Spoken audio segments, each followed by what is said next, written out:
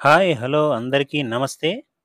Andhra Pradesh teacher eligibility test 2024 notification release చేయడం జరిగింది. అందులో మంచి మార్క్స్ మనం టార్గెట్ చేయటం కోసం ఈ వీడియోస్ మనం చేసుకుంటూ ఉన్నాం.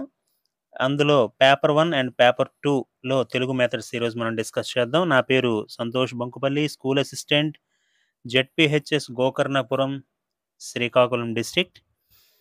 ఇక మనం ఈరోజు మాట్లాడుకుంటున్న topic methodology. Paper 1 and paper 1బి, 1ఏలో 6 మార్క్స్ వస్తాయి. అలాగే పేపర్ 2లో తెలుగు ఆప్షనల్‌గా తీసుకునే వారికి 12 మార్క్స్ వస్తాయి. ఈరోజు మనం 2 టాపిక్స్ మాట్లాడుతూ ఉన్నాం. ఆ 2 టాపిక్స్ మీకు స్క్రీన్ పైన కనిపిస్తూ ఉన్నాయి. భాష, వివిధ భావనలు. ఈ టాపిక్‌ని మనం తీసుకున్నట్లయితే ఇందులో కొన్ని సబ్ టాపిక్స్ ఉంటున్నాయి.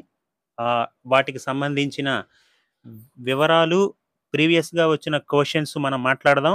ఫస్ట్ టాపిక్ భాషా నిర్వచనాలు, ఉత్పత్తి, ప్రయోజనాలు. అంటే భాషా తత్వవేత్తలు, శాస్త్రవేత్తలు ఇచ్చిన నిర్వచనాలు ఏంటి? ఆ భాషోత్పత్తి వాదాలు వాటి కోసం చదువుకోవాలి. అలాగే భాష వల్ల మనకు కలిగే ప్రయోజనాలు కూడా చదువుకోవాలి.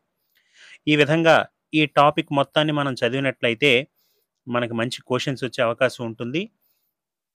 ఇందులో భాగంగా ఒక క్వెషన్ చూద్దాం. Previous question. పూల్ టట్టట్ వాదం అని పిలువబడే వాదం ఏది?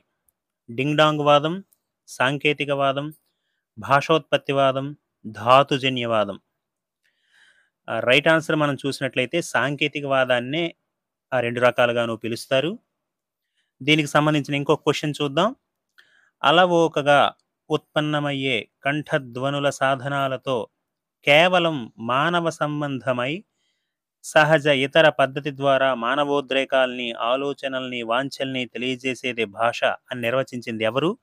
4 ఆప్షన్స్ చూడండి. సఫేర్, ముల్లర్, చామ్స్కీ, జోన్స్. ఈ 4 ఆప్షన్స్‌లో రైట్ ఆన్సర్ సఫేర్. ఆ విధంగా మనం ఫస్ట్ టాపిక్‌ని కంప్లీట్ చేయొచ్చు. ఇక రెండో టాపిక్ చూడండి. మాతృభాష నిర్వచనాలు, ప్రయోజనాలు. ఇందులో మనం చూసినట్లయితే అసలు మాతృభాష అని దేన్నంటారు? మాతృభాషకి ఇచ్చినటువంటి భాషా శాస్త్రవేత్తలు ఇచ్చిన నిర్వచనాలు ఏంటి? మాతృభాష వల్ల వచ్చే ప్రయోజనాలు ఏంటి? అనేది మనం తెలుసుకోవాలి. ఇక ఒక క్వెషన్ చూద్దాం. పరభాషా మాధ్యమం విద్యాబోధన సోపానాలు లేని సౌధం లాంటిది అని సంబోధించినది ఎవరు? కొమర్రాజు లక్ష్మణరావు గారు, సిపి బ్రౌన్, గొడవర్తి సూర్యనారాయణ, రవీంద్రనాథ్ ఠాగూర్. దీన్ని మనం చూసినట్లయితే రైట్ ఆన్సర్ కొమర్రాజు లక్ష్మణరావు అన్నారు. ఈ టాపిక్‌లో ఇంకో క్వెషన్ చూద్దాం. మాతృభాషా సాహిత్యం ద్వారా ఐకమత్యం, దేశభక్తి, విశ్వమానవ సౌభ్రాతృత్వం వంటి వాటిని పొందినట్లయితే అవి ఈ కింది వాటిలో ఏమిటి?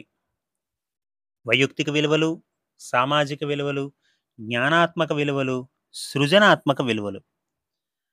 రైట్ ఆన్సర్ సామాజిక విలువలు. ఈ విధంగా మనం క్వెషన్స్ చెప్పుకోవచ్చు. ఇక నెక్స్ట్ టాపిక్ చూడండి. బోధనా మాధ్యమంగా అధికార భాషగా తెలుగు, ఆచరణలో అవరోధాలు, నివారణ చర్యలు. ఈ టాపిక్ గురించి మనం చూసినట్లయితే అధికార భాషా సంఘం అవి చేసినటువంటి విశేషాలన్నీ మనకి వస్తాయి. అలాగే అది ఆచరణలో వచ్చేటువంటి ఇబ్బందులు ఏంటి అనేది కూడా ఉంటుంది. అలాగే బోధనా మాధ్యమంగా కూడా అధికార భాషగా ఉండే తెలుగు ఉంటే ఎలా ఉంటుందనేది మనకు తెలుస్తుంది. ఒక క్వెషన్ చూద్దాం. అధికార భాషా సంఘం ఏర్పాటుకు కారణం ఏంటి? తెలుగు వాచకాల తయారీ, ప్రతి నగరంలో గ్రంథాలయాల ఏర్పాటు, ఆంగ్ల భాషను తరిమి కొట్టడం, పాలనా వ్యవహారాలను తెలుగులోనే జరిగేట్టుగా చూడటం. చూడండి 4 ఆప్షన్స్‌లో రైట్ ఆన్సర్ పాలనా వ్యవహారాలు తెలుగులో జరిగేట్టుగా చూడడమే దాని యొక్క ప్రధాన కర్తవ్యం. నెక్స్ట్ మరో క్వెషన్ చూద్దామండి. ఆంధ్రప్రదేశ్ శాసన విభాగం ఏ సంవత్సరంలో అధికార భాషా శాసనాన్ని తయారు చేసింది? 1966, 1964, 1952, 1970.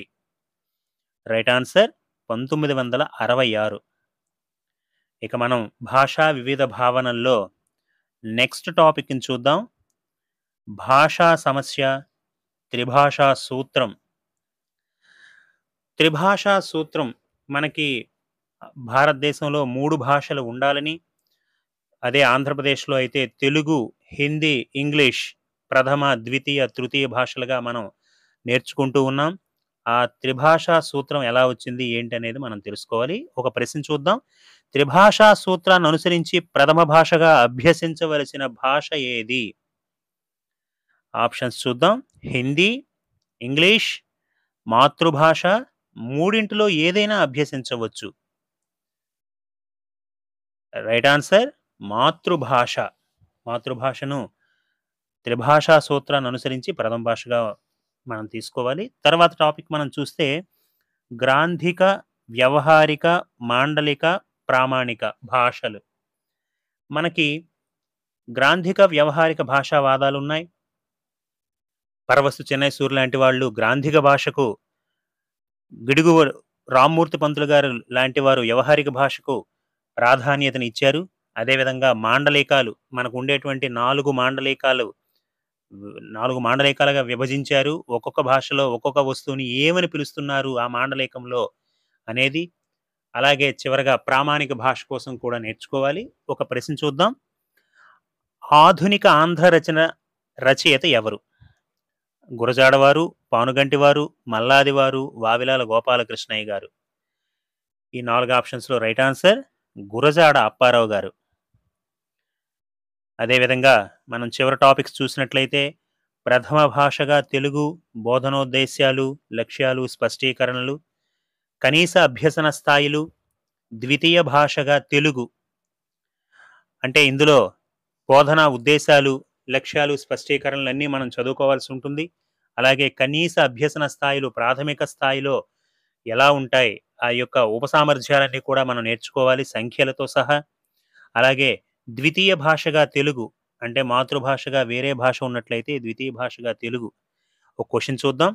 ఒక నిర్దేశిత తరగతి లేదా విద్యాదశను పూర్తి చేసే ప్రతి విద్యార్థి నుంచి ఆశించే ప్రావీణ్యతను సాధించడానికి తోడ్పడే అభ్యసన సామర్థ్యాలను ఏమంటారు? మాతృభాష, కనీస అభ్యసన స్థాయిలు, జ్ఞానాత్మక సామర్థ్యాలు, వాస్తవిక అనుభవాలు. రైట్ ఆన్సర్ కనీస అభ్యసన స్థాయిలు. ఇక రెండో టాపిక్ మనం చూస్తే భాషా నైపుణ్యాలకు వద్దామండి. ఇందులో భాషా నైపుణ్యాలు, శ్రవణం, పరిచయం మనం చూసుకొని మొదటి భాషా నైపుణ్యం మనం చూస్తే శ్రవణం. శ్రవణం, భాషణం, పఠనం, లేఖనం మీకు తెలిసినవే. ఇక మనం ఒక ప్రశ్న చూద్దాం. చతుర్విధ భాషా కౌశలాల్లో ప్రాథమికమైనది ఏది?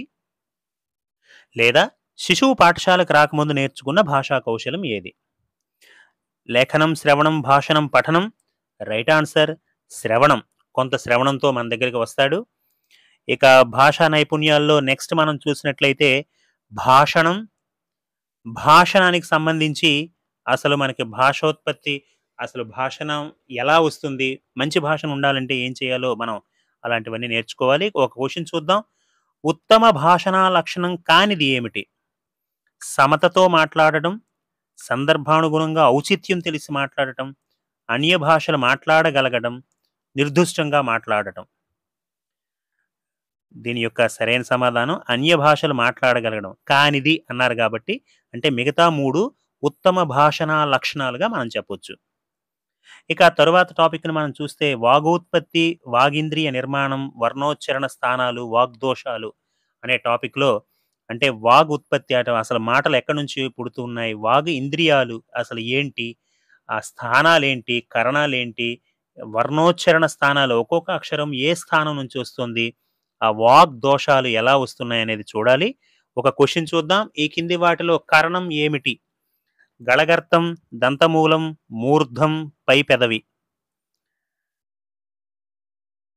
దీని రైట్ ఆన్సర్ గళగర్తం. తర్వాత మరొకటి చూద్దాం.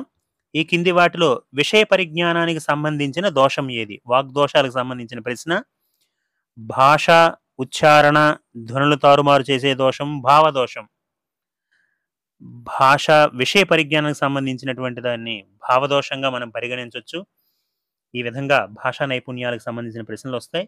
ఇంకా మనం ఎక్స్ట్రా ప్రశ్నలు చూసినట్లయితే కింది వాటిలో భావగ్రహణం మరియు స్తబ్దాంశం ఏమిటి? అంటే భావాన్ని గ్రహిస్తూ ఉండాలి, స్తబ్దంగా ఉండాలి. అది ఏంటి అని మనం 4 ఆప్షన్స్ చూద్దాం. పఠనం మరియు శ్రవణం, ఈ విధంగా భాషా నైపుణ్యాల్లో ఉండే అంతర్గత సంబంధాలు అవి కూడా మనం నేర్చుకొని ఈ రకమైన ప్రశ్నలకు మనం జవాబు రాయొచ్చు. ఇక ఎక్స్ట్రా ప్రశ్నలు మనం ఒకసారి చూసినట్లయితే, తక్కువ కాలంలో ఎక్కువ పఠనాన్ని సాగించడాన్ని ఏమంటారు? ఇది పఠనానికి సంబంధించిన ప్రశ్న. మౌన, విస్తార, క్షుణ్ణ, బాహ్య పఠనం. దీని రైట్ ఆన్సర్ విస్తార పఠనం. ఈ విధంగా మనకి ప్రశ్నలు మనకి వస్తూ ఉంటాయి. అందరికీ ఆల్ ద బెస్ట్ అండి.